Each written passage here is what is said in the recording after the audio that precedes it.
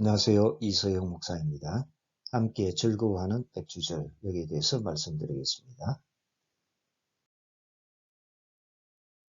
성경 말씀입니다. 7주를 세울지니 곡식에 낫을 대는 첫날부터 7주를 세워 내 하나님 여호와 앞에 77절을 지키되 내 하나님 여호와께서 내게 복을 주신 대로 내 힘을 헤아려 자원하는 예물을 드리고 너와 내 자녀와 노비와 내 성 중에 있는 의인과 및 너희 중에 있는 객과 고아와 과부와 함께 내 하나님 여호와께서 자기의 이름을 두시려고 택하신 곳에서 내 하나님 여호와 앞에서 즐거워할지니라. 너는 애굽에서 종되었던 것을 기억하고 이 규례를 지켜 행할지니라. 신명기 16장 9절에서 12절의 말씀입니다. 맥추절답게 지키려면 어떻게 하면 될까요? 함께 정해진 장소에 모여서 감사의 예물을 드리고 애굽에서 종되었던 것을 기억하고 즐거워하는 것이죠. 이 가운데 먼저 깊이 깨달아야 할 것은 함께 하는 것이죠. 주님과 함께, 이웃과 함께 한다는 겁니다. 예수님께서 이 땅에 오신 이유는 무엇이죠? 사도 바울은 자신이 죄인 중에 괴수라고 소개하면서 예수님께서 이 땅에 오신 이유를 말씀하고 있습니다. 디모데전서 1장 15절 미쁘다 모든 사람이 받을 만한 이 말이여 그리스도 예수께서 죄인을 구원하시려고 세상 임하셨도다 하였도다. 죄인 중에 내가 괴수니라. 예수님은 죄인을 구원하시기 위해서 이 땅에 오셨죠. 그래서 예수님께서 우리 죄를 해결해 주셔서 우리가 구원을 받게 된 것이죠.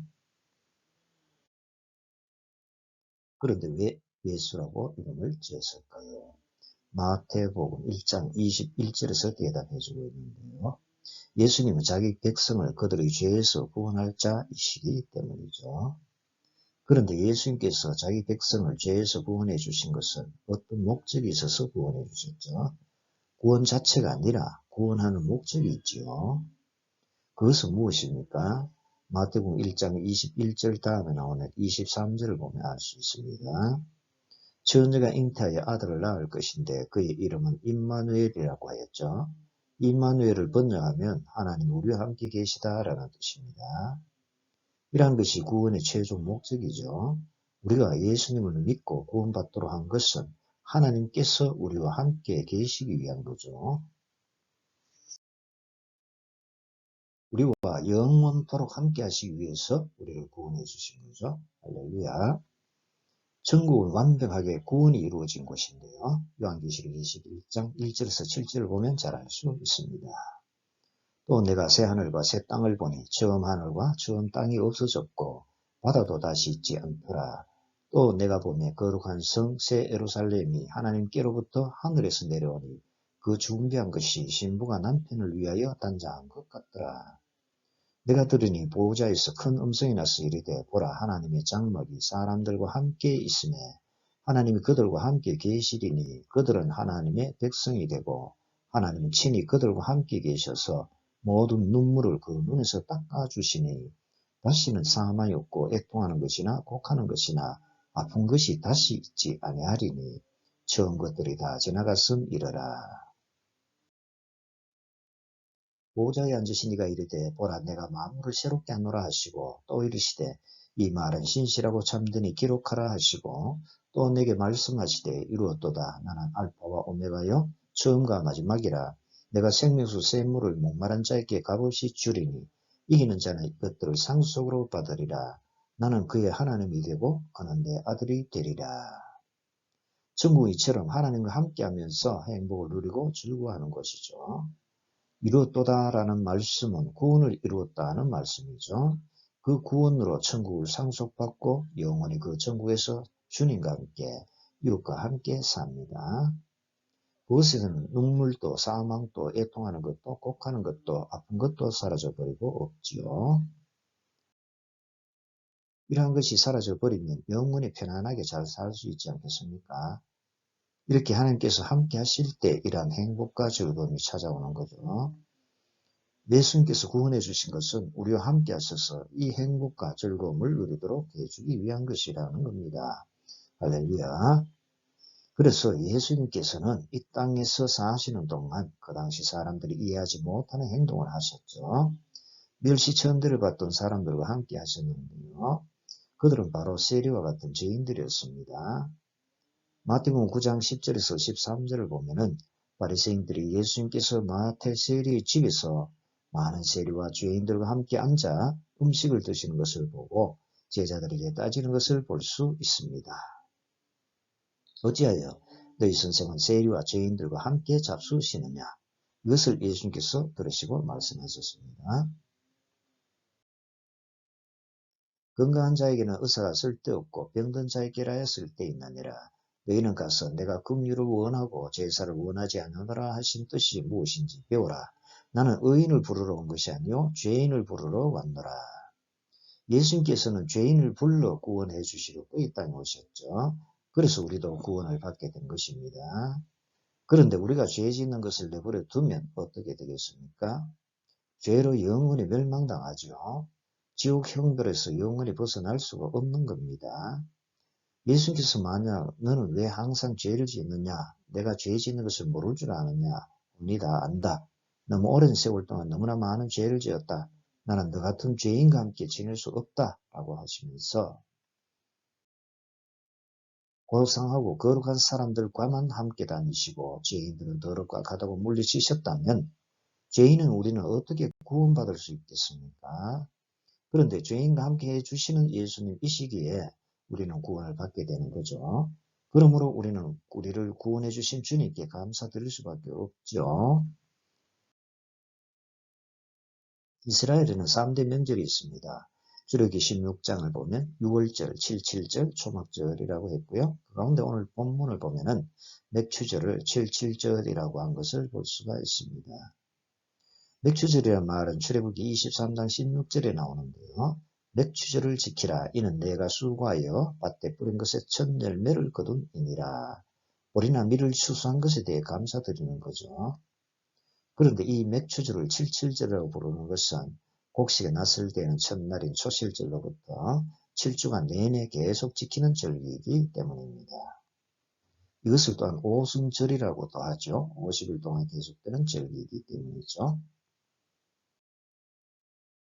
이러한 맥추절이 귀한 절기인 것은 모든 것을 오직 하나님께서 이루어 주신다는 의미가 있기 때문입니다. 그래서 하나님께서 택한 장소에 가서 함께 예배드렸죠. 그러므로 각 성에서는 예배드리지 말라고 하셨습니다. 이것은 무엇을 뜻합니까? 왜 각 지역에서 예배드리지 않고 그 먼 나라와 지역에서 번거롭게 예루살렘 성전으로 모이도록 했겠습니까? 시간도 많이 걸리고 여비도 많이 지출해야 하고 수고도 많이 해야 하는데 굳이 모이도록 한 이유는 무엇입니까? 첫째, 먼저 주님과 함께 즐거워하기 위해서입니다. 일손을 잠시 중단하고 하나님 제일 중심주의로 신앙을 재무장하도록 하기 위한 것이죠. 10절을 보면 내 하나님 여호와께서 내게 복을 주신 대로라고 하셨죠. 하나님의 은혜로 복을 받은 것을 기억하라는 겁니다. 복을 주시는 주체가 하나님이시라는 것이죠. 하나님은 무소부재하시고 어디든 계시기에 어디서든 예배 드려도 되겠지요. 그러나 꼭 택한 장소에 함께 모여서 예배 드리라고 한 것은 하나님만이 복을 주신다는 것을 기억하도록 하기 위한 것이죠. 하나님 제일 중심주의로 살아가는 겁니다. 오늘날도 주일에 교회에 와서 감사 예배 드리는 것도 마찬가지죠. 둘째, 그리고 이웃과 함께 즐거워하기 위해서입니다. 여러 가지로 불편하고 먼 거리임에도 불구하고 모이도록 한 것은 함께 즐거움을 나누라는 겁니다. 이웃도 함께 돌보라는 거죠. 11절을 보면 너와 내 자녀와 노비와 내 성중에 있는 레인과 및 너희 중에 있는 객과 고아와 가부와 함께 내 하나님 여호와께서 자기 이름을 두시려고 택하신 곳에서 내 하나님 여호와 앞에서 즐거워할지니라고 했지요. 객이란 게르로 체류자를 뜻하죠. 외국인을 말합니다. 그들과 함께하라는 거죠. 그렇게 하는 이유는 애굽에서 종살이에 서름을 당한 적이 있기 때문입니다.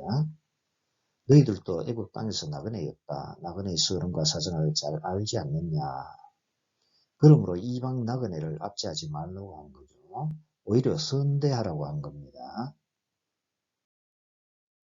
그리고 레위인은 별도의 수입이 없기에 감사로 드린 예물로 생계를 유지하도록 했죠. 그러므로 오늘날 교회 전임 사역자를 위해서도 감사 예물을 드려야 하는 겁니다. 이런 사람들과 함께 즐겁게 지내기 위해서 본문 다음에 나오는 16절과 17절을 보면은 유대의 3대 명절을 지켜야 하는데 하나님께서 택하신 곳에서 하나님을 배울 때 빈손으로 뵙지 말라고 하셨죠. 너희 가운데 모든 남자는 1년에 3번 곧 무교절과 칠칠절과 초막절에 내 하나님 여호와께서 택하신 곳에서 유아를 배웁되 빈손으로 유아를 배우지 말고 각 사람이 내 하나님 여호와께서 주신 복을 따라 그 힘대로 드릴지니라. 셋째, 그러면 나누려면 모아서 가지고 있는 것이 있어야 하겠죠. 그러기 위해서 10절과 같이 내 하나님 여호와께서 내게 복을 주신 대로 내 힘을 다하려 자원한 예물을 드리라는 겁니다. 헤아려는 미사로 충분이라는 것이죠. 하나님께서 복을 주신 것에 충족할 만큼 자원해서 감사드리라는 의미입니다. 그러므로 먼저 하나님으로부터 많은 복을 받으셔서 그만큼 많이 감사도 드리십시다. 받은 복을 세워보라 크신 복을 알리라는 찬송이 있죠. 하나님의 형상인 하나님 자녀의 본성은 잘해준 것을 세게 되어 있죠. 이웃이 잘해준 것을 이것저것 세다가 감사거리가 늘어납니다. 또한 주위 사람과 교회와 일터와 나라로부터도 받은 복을 잘 셀 수 있다면 좋겠죠. 하나님과도 관계도 마찬가지입니다. 지금까지 받은 복을 세워보면 크신 복을 알게 되죠. 더 나아가 앞으로 천국에 가서 받을 복까지 세워보면 더 큰 복을 받은 것을 알게 되고 감사드리게 되는 겁니다. 예수님을 믿게 해주셔서 죄에서 구원해 주신 것을 알게 되면 감사드리게 되어 있죠. 성령으로 거듭나서 하나님 자녀로 삼아주신 것을 알게 되면 감사드리는 겁니다. 이것이 얼마나 큰 복인지 모릅니다. 그 외에도 금년도 상반기 1에서 6월까지 가정 가운데, 직장과 학교 가운데, 교회 가운데 잘된 것을 손꼽아 헤아려 보면 감사드리게 되겠죠. 그러므로 우리는 하나님으로부터 받은 복을 잘 셀 수 있으면 참 좋겠습니다. 감사는 더 많은 감사를 불러들이는데요. 감사는 벽에 공을 던지는 것과 같으므로 반드시 자기에게 돌아온다라는 말이 있습니다. 이렇게 감사를 잘하는 사람은 함께 잘 살고 함께 즐거워하지요. 초대교회 당시에 성령님이 충만해지자 바로 그런 모습이 나타났습니다. 사도행전 2장 44절에서 47절을 보면 함께하는 모습을 볼 수 있는데요. 믿는 사람이 다 함께 있어 모든 물건을 서로 동나하고 또 재산과 소유를 팔아 각 사람의 필요를 따라 나누어주며 날마다 마음을 같이하여 성전에 모이기를 힘쓰고 집에서 떡을 떼며 기쁨과 순전한 마음으로 음식을 먹고 하나님을 찬미하며 또 온 백성에게 칭송을 받으니 주께서 구원받는 사람을 날마다 더하게 하시니라. 성령이 충만해지면 이와 같이 자꾸만 함께 하죠. 함께 모이고 함께 나누어 가지고 함께 즐겁게 음식을 먹고 함께 성전에 모이고 함께 하나님을 찬미하죠. 이러한 모습이 주님과 함께 이웃과 함께하는 맥주절의 모습입니다. 그럴 때 주님과 함께 모든 사람과 함께 즐거워할 수 있는 거죠. 이러한 것이 성령 충만한 맥주절의 모습입니다. 그럴 때 주님께서 구원받는 사람을 매주마다 더해주실 줄로 믿습니다. 개인적으로는 하나님을 영화롭게 하고 하는 일이 더 잘되고 귀하게 쓰임 받습니다. 우리도 그런 사람이 될 줄로 믿습니다. 천국에 가면 음식 메뉴 가운데 없는 것이 있는데 그것은 무엇일까요? 넌센스 퀴즈입니다만 따로 공부하겠죠. 천국은 주님과 함께 이웃과 함께 무엇이든지 함께하는 참 좋은 세상이니 따로라는 말이 없겠지요. 천국 혼자 잘 먹고 잘 살고 혼자 잘 되고 혼자 즐거워하는 곳이 아니라는 거죠. 각각 서로 다른 여러 가지 재료가 어울려 먹음직한 비빔밥이 되는 것처럼 천국은 다 함께 잘 먹고 잘 살고 다 함께 잘 되고 다 함께 즐거워하는 곳이죠. 천국은 이렇게 함께 어울려 사는 곳입니다. 많은 분들이 설 연에 추석이 되면 부모님이 계시는 고향에 가지요. 왜 갑니까? 멀리서도 효도할 수 있지만 부모님을 만나 뵙고 형제자매가 함께 즐겁게 지내기 위해서입니다. 그런 모습을 보면 부모님 어머하게 여기시죠. 그리고 용돈과 먹을 것을 잔뜩 사서 자녀들에게 주십니다. 하나님 아버지도 그러하시죠. 믿는 형제자매가 하나님 아버지 앞에 함께 모여서 함께 음식을 나누면서 함께 즐거운 시간을 보내면 기뻐하시고 더 큰 복을 내려주시는 겁니다. 그래서 교회는 믿는 성도들이 함께 모이는 즐거운 우리 집이 되고요. 더 나아가 천국은 진정으로 즐거운 우리 집이 되는 겁니다. 그러므로 주님과 함께 이웃과 함께 함으로 즐거운 가정이 되시고 즐거운 일터가 되시고 즐거운 교회가 될 줄로 믿습니다. 이제 말씀을 맺겠습니다. 이런 이야기가 있죠. 일본 도쿄에서 올림픽이 열리자 스타디움을 확장하는 공사를 위해 3년 된 어떤 집을 헐게 되었는데요. 그때 인부들이 도마뱀 한 마리가 못에 박힌 채 우적거리고 있는 것을 발견했습니다. 집을 지은 지 3년이나 되었는데 못에 박힌 채 살아있다는 것이 너무 신기해서 전문가들이 관찰했습니다. 3년 동안 무엇을 먹고 살았지 의아해하면서 관찰한 결과 다른 도마뱀이 먹을 것을 가져다 주는 것을 볼 수 있었습니다.